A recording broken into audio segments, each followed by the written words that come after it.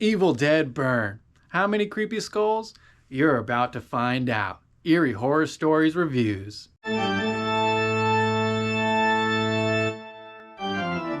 I'm gonna get it right out of the way. Evil Dead has finally jumped the shark. It happened. Sorry guys, it finally happened. And I think a lot of people are being a little too nice on this. They're kind of letting Evil Dead sort of rest on its laurels a lot here. But not me.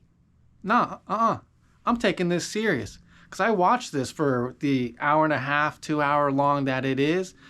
And I gotta tell you, I was not having a good time. This movie opens up in like a fishing scene, and it's like two bros, I think they're on a boat, and they're just kind of plucking fish out of the water. This was a little bit annoying because it was almost felt too similar to the beginning of Evil Dead Burn, where again, it's like some evil scene happens on a lake. And I'm just kind of wondering, like, why are we doing that? Why are we repeating things in the first shot of the movie? Like, this isn't like, oh, something happened like, 60, 70 minutes in. I'm talking like, boom.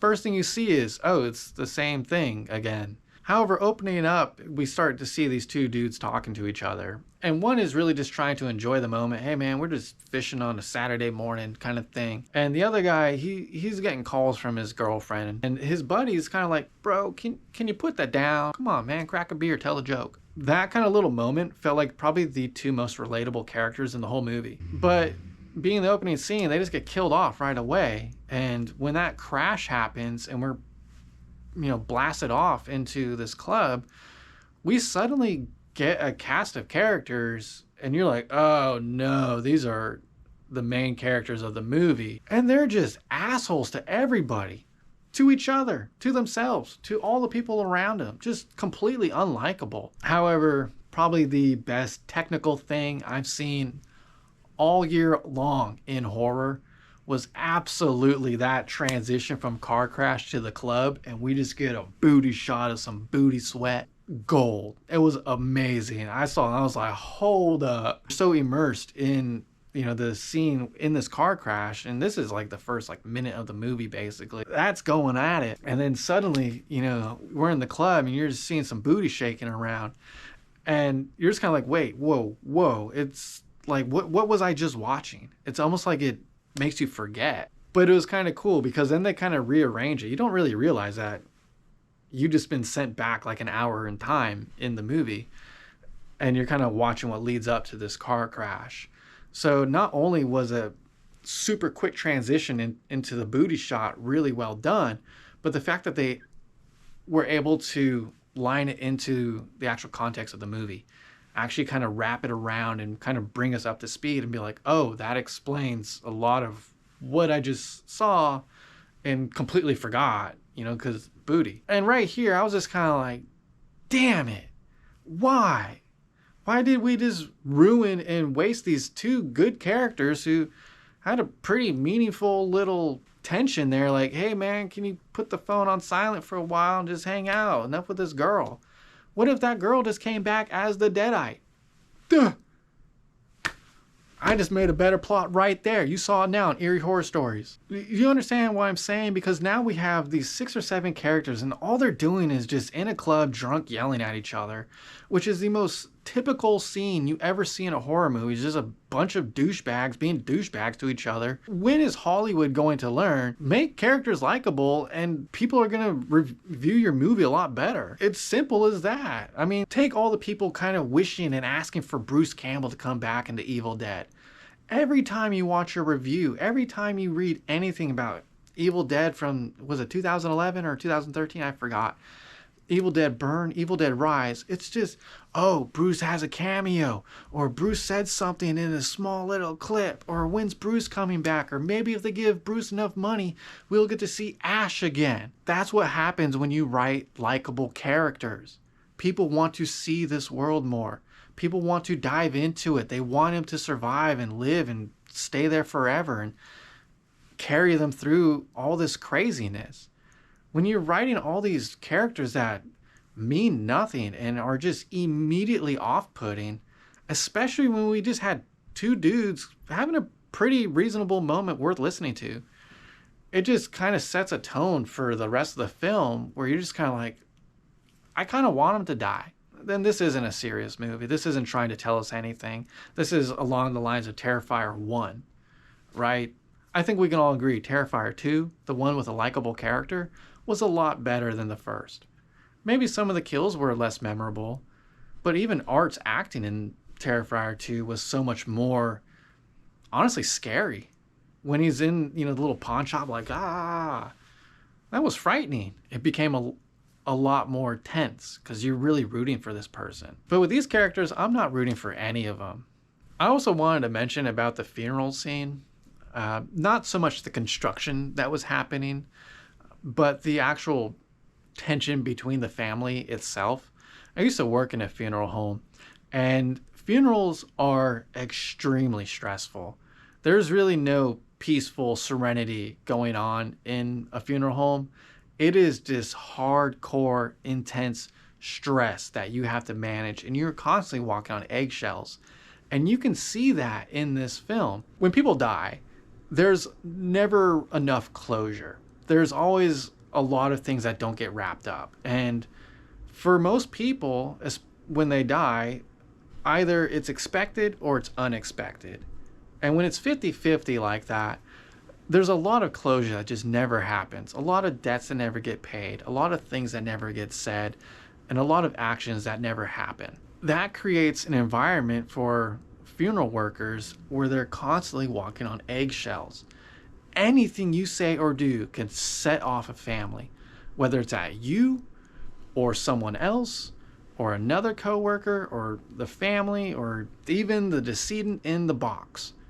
Anything can set them off, and you have to tiptoe your way around every situation because you don't know how explosive it can get. Scene when they're all sitting there and asking each other, hey, can you say something? Can you say something? And the widow, she has nothing to say. That was a very real moment for me. That wasn't Hollywood magic. That wasn't making something up. Those sorts of moments do happen in funerals, and they are that awkward and tense, and they do escalate. I could not get past the fact that the dad, who's slowly turning into a deadite, just totally looked and acted like Bill Burr. And I don't understand why that was. Let's have some awareness here and kind of think, gee, that guy kind of looks like a very famous comedian. And it just didn't land for me because that just kind of pulled me out of it quite a bit. Evil Dead is pretty well known for having a satirical sort of style to it. When it comes to horror, I really don't care for a lot of comedic kind of like pauses. But contrary to Evil Dead's core identity, this one really didn't feature a lot of comedy, or at least good comedy. They really tried to make a comedic character out of this grandma who's like, I'm so old and kooky, I don't know what's going on until it's time to say something spooky. But that was really it. It didn't feel like there was a mass amount of comedic effort in this film. And I did like that. And I thought that was a pretty bold thing to do for a horror film that kind of has always been known for this undercurrent of comedy. So it was kind of neat. I was kind of happy about that. I just wish with that grandma character, they really did just tone it down and just turn on the creep factor with her instead of just being kooky and mindless. Because I don't think that's where the humor is in Evil Dead.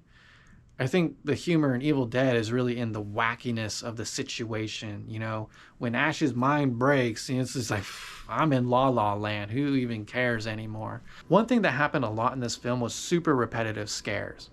It seemed like they would just try and do something, and then they kind of hold you there, and then just do it again. And it happened a lot. Like there's a scene where a guy falls on some knives, like and then the monster jumps on him, and then he just gets pushed down on it. He's like